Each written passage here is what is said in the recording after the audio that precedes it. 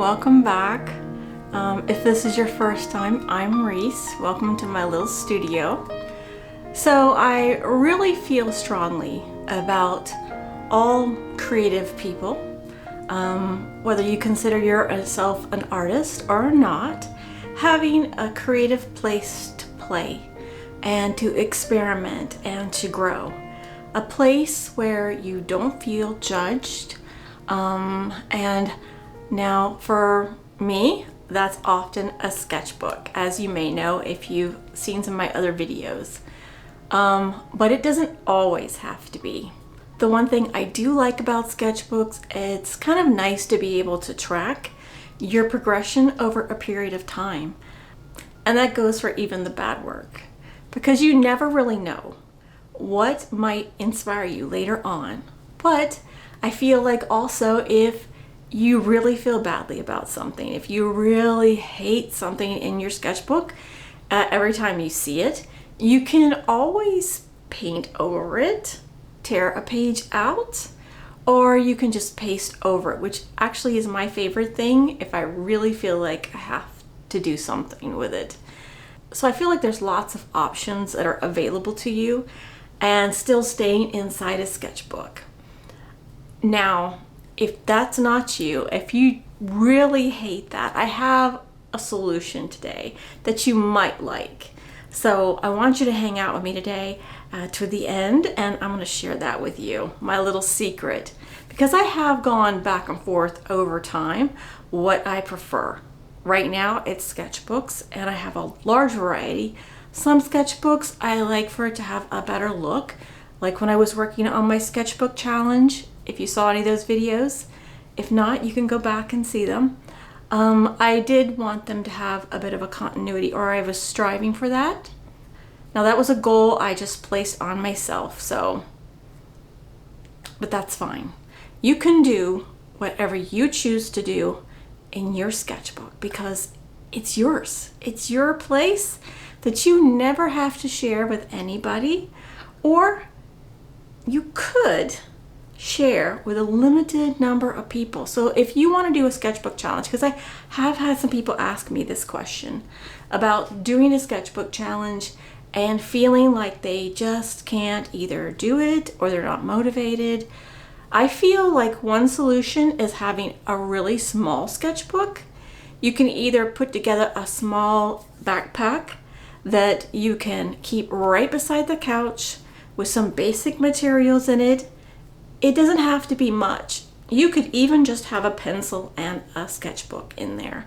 But having a little backpack like that right next to the place where you decompress at the end of the day, whether it be right next to your bed or whether it be your favorite chair, wherever it is while you're watching TV, doing whatever, that little bag being there with the basic necessities will prompt you to easily be able to pick it up and open up a sketchbook and do a daily draw. So you too can do a challenge and experiment every day if that's your goal. I also have a backpack that I can take on the go, whether I'm going out in the field and sketching, or I can throw it in the car and sketch from inside my car, or if I'm going on vacation.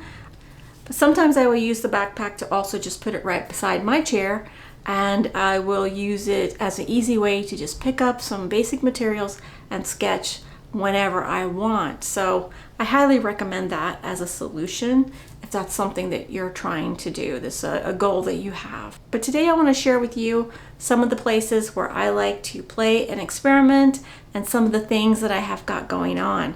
So that's what I'm going to be sharing today. So I often have all sorts of resources available to me to do anything I really want to do when I'm playing and experimenting. Like sometimes I have certain journals where I just play, do stuff for my imagination. This one was a study using walnut ink, just using it monotone, one color.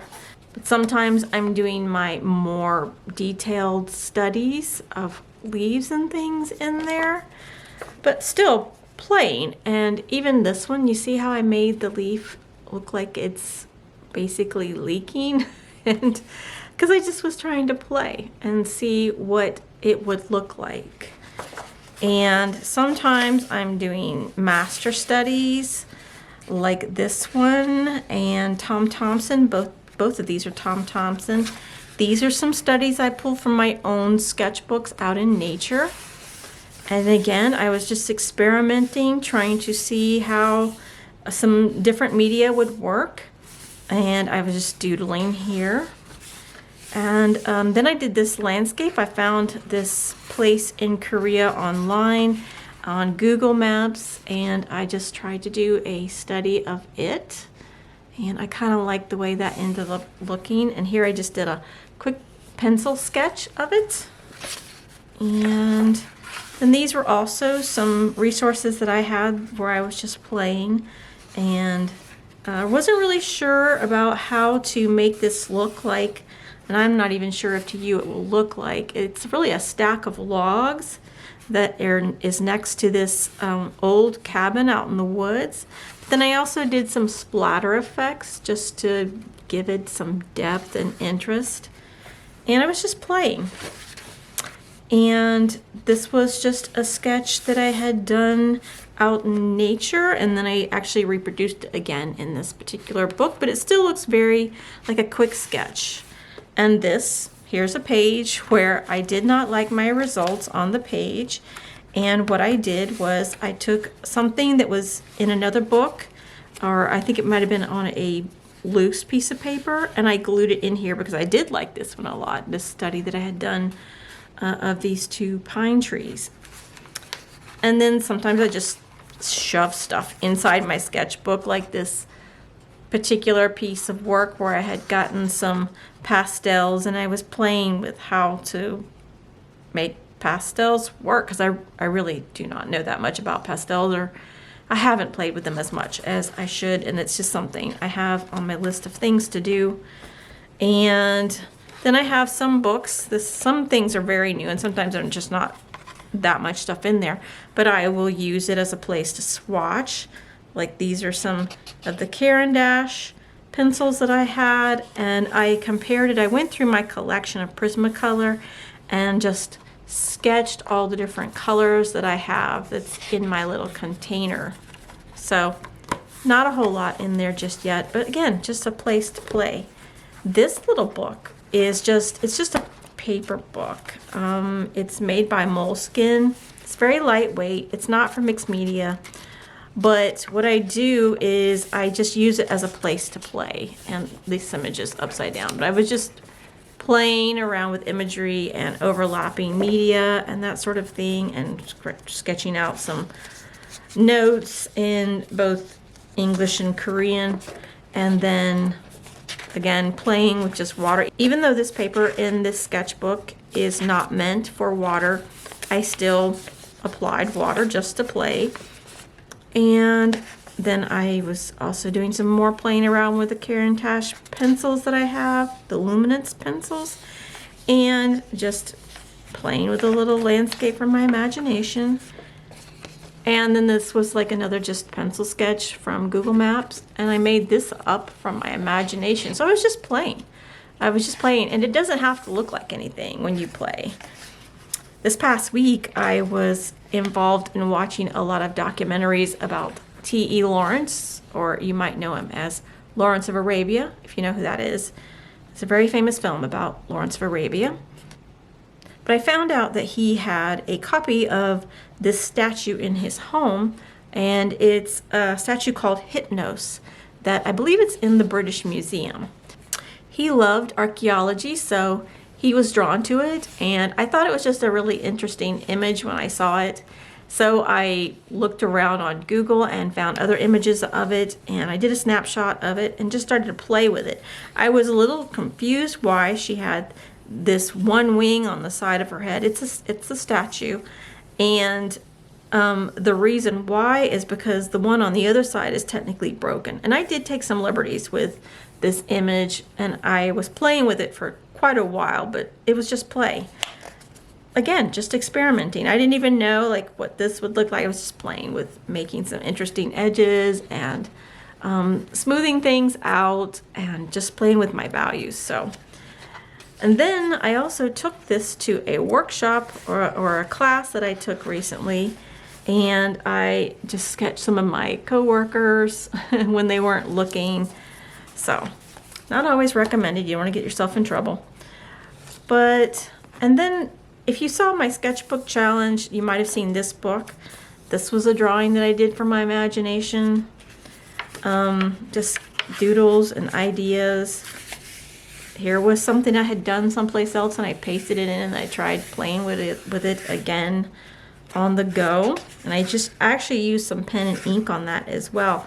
This one was very experimental, where I started off with this face and I wanted to use some colors I don't typically use, so I just was playing. It's more of an illustrative look in the long run, I feel. And then there were all these, again, playing with colors and all sorts of things. You saw some of these before, but here's another page where I was just playing. I was actually trying to use some inks that I had bought, but the ink was so saturated, it was so thick that it bled right through, and I had to cover this up, and then I had to actually redo this whole thing on a different sheet. So, but I enjoyed playing with the colors and watching them bleed and stuff. But sometimes I will just use straight pieces of paper. I do love Arches paper. This is a hot pressed, which it's a much smoother paper. And the hot pressed process makes it where it doesn't have as much undulations as you might be used to when you're doing like watercolors and that sort of thing. This is more stereotypical what you're used to, having the variety of texture on the paper for a watercolor. But I like having both around so that I can vary my results and just play. But when I do that, when I use single sheets of paper, I like having them together. So this is my solution. This is my hack. Let me move some of this stuff out of the way so you can see this. So this is a box that I made several years ago. And I just bought this simple box from Michael's. It's just a wooden box and it opens like that. And what I did was I stained it because I just wanted it to be attractive and pretty. And I stained it, and then after it was stained and dried, I took a little bit of acrylic paint and I watered it down and I just brushed it over it and then wiped it back. And what I did was I just found some leaves in nature around my house, and I took the leaves and I pressed them in a different color. So this was like a lighter version of the green. I had added more yellow, and I took the leaf and pressed it in it and then pressed it on top. Ferns, oak leaves, just a variation of different plants. And I did that all over the box.